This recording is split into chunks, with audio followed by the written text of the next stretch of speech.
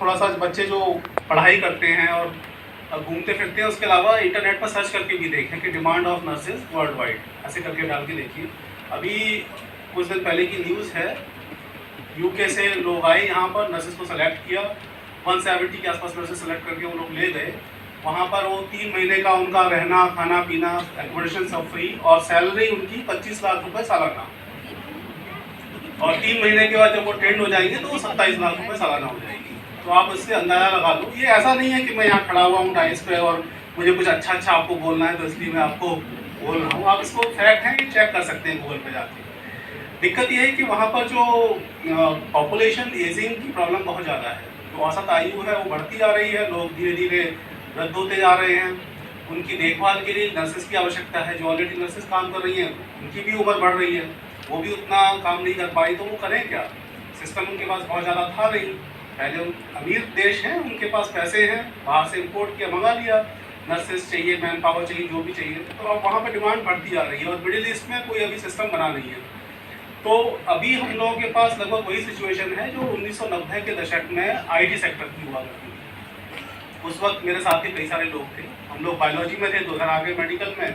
जो mathematics side के थे, थोड़े जो इंटेलिजेंट थे, स्मार्ट थे, वो सीधे कंप्यूटर साइड में चले गए, आईटी, सॉफ्टवेयर, हार्डवेयर। और वो सब लोग बाहर पेंसिल्वेनिया, यूएस, कनाडा, ऑस्ट्रेलिया, वहाँ पर बैठे हुए हैं। वही चीज़ आज के ज़माने में नर्सिंग सेक्टर की, नर्सिंग और पैरामेडिकल की भी, इस सेक्टर की भी है।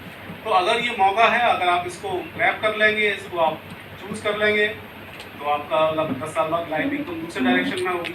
और अगर नहीं कर पाएंगे तो फिर आप जहाँ हैं वहाँ तो रहेंगे ही रहेंगे, इसमें कोई डाउट नहीं है। कहने का मतलब ये नहीं है कि आप बाहर से चले जाएं, सब लोग सब चले जाएंगे तो फिर यहाँ हम लोग को कौन देखेगा। तो ये है कि जिन जो है, जो इच्छुक हैं, जो जाना चाहते हैं, उनके लिए विदेश जाने का और विदेश में करियर बनाने का बहुत अच्छा मौका है। अब करियर बनेगा कैसे? जो इंग्लैंड की कंपनी भी आई, जो भी लोग आए, यूके, अभी हमारी यूके एनएसएस से बात हुई है, कनाडा में 2 जगह बात हुई है। कनाडा गवर्नमेंट के साथ हम टाई अप करके हुए गवर्नमेंट का ही चैनल बनाना चाहते हैं। दरअसल होता क्या है कि बच्चे एजेंसीज में, एजेंट्स के चक्करों में, इन सब में फंस जाते हैं, उनका पैसा भी बहुत बर्बाद होता है। तो हम लोग सोच रहे हैं कि गवर्नमेंट टू गवर्नमेंट चैनल बने। आप यहाँ की गवर्नमेंट को अप्लाई करें, यहाँ पर आपका टेस्ट हो, स्किल टेस्टिंग वगैरह हो, सिलेक्शन हो आपका, और सीधे आप वहाँ पर जाएँ। होता क्या है, अभी भी ये हो रहा है कि बच्चे यहाँ से चले जाते हैं और वहाँ पर आके परेशान होते हैं। मैं पिछले करीब 1 साल से हूँ काउंसिल में, और मैं देख रहा हूँ कि रोज़ लगभग 2 या 3 नर्सेज का बाहर जाने का एप्लीकेशन आ रहा है। डॉक्टर महीने में 3 या 4 जा रहे हैं, डेंटल 3 या 4 महीने में कोई एक आध निकल रहा है। कुछ इस तरह का सिनेरियो है, लेकिन नर्सेज हर रोज़ 2, 3, 4, 5 ऐसे करके निकल रही है। पिछले 1 साल में लगभग 600 से 700 के आसपास नर्सेज बाहर जा चुकी हैं। तो ये बहुत अच्छा मौका है। लेकिन अब आप जाएंगे, आपका सिलेक्शन होगा कैसे? तभी होगा कि जब आपको 2 चीज़ें आपको बहुत अच्छे से आनी चाहिए। पहली चीज़ लैंग्वेज। आप जिस भी कंट्री में जाएँ, वहाँ की आपको लैंग्वेज, वहीं के लोगों से बात करना है, तो मोस्टली इंग्लिश है, या इसके अलावा जो भी स्पेनिश है, जो भी कंट्रीज़ हैं। मिडिल ईस्ट कंट्रीज़ में आपकी हिंदी चल जाएगी, कोई दिक्कत नहीं है। लैंग्वेज में आपकी कोई मदद भी कर सकता है, कोई असिस्टेंस भी कर सकता है, वहाँ का आपका कोई दोस्त होगा, सीनियर होगा, वो बता देगा। लेकिन स्किल तो आपके पास अपनी खुद की होनी चाहिए। और उसको आप डेवलप कैसे करेंगे? डेवलप करने के 2 ही तरीके हैं। या तो आपको इतने पेशेंट्स मिलें जिन पे आप अपना क्लिनिकल प्रैक्टिस अच्छा से कर सकें, जिसको मतलब आम भाषा में कहते हैं हाथ साफ करना, कि आपको इतने पेशेंट मिलें कि आप उनको करें, देखें, उनको कर पाएँ, प्रोसीजर्स कर पाएँ। और ज़्यादातर प्रोसीजर्स पेनफुल होते हैं, कोई भी पेशेंट आपको ऐसी हाथ नहीं लगाने देगा। तो एक ही तरीका बचता है कि आप सिमुलेटर्स पर काम करें। जिस तरह से जो हमारे पायलट्स होते हैं, उनकी ट्रेनिंग से पहले उनका मैंडेट होता है कि उनको 8000 घंटे या 10,000 घंटे सिमुलेटर्स पे काम करना पड़ता है, सिमुलेटर्स में चलाना पड़ता है, वो रियल फीलिंग ही आती है उस तरह। तो वही आप यहाँ करें।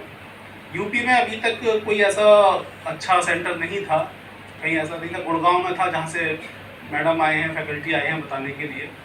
हम लोग कोशिश कर रहे हैं कि यूपी में भी किसी जगह पर, और मोस्ट लाइकली यहीं पर समर्पण कॉलेज में ही अब एक अच्छा सेंटर बनाने की कोशिश करें, जिसमें आप लोग वहाँ ट्रेनिंग में और अपने सेंटर पर जाके ट्रेनिंग भी दें।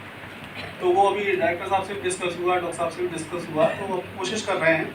लेकिन सिमुलेशन में भी आप लोग ध्यान रखिए, ये मान के चलिए कि ये वाकई में लाइव पेशेंट ही है। होता क्या है, बच्चों को लगता है तो सिमुलेट वो है, एक मैन्युअल पड़ी हुई है, कैसे भी हम लगा दें, दाएँ बाएँ कुछ भी करते हैं, वैसा नहीं चलेगा। आप उसको लाइव ही मान के चलिए, और उसमें जितना भी अच्छे से अच्छा सीख सकते हैं सीखिए। जो प्रॉब्लम आ रही है वो पूछिए, क्योंकि अभी कुछ दिन पहले हम लोगों ने टाई अप कराया था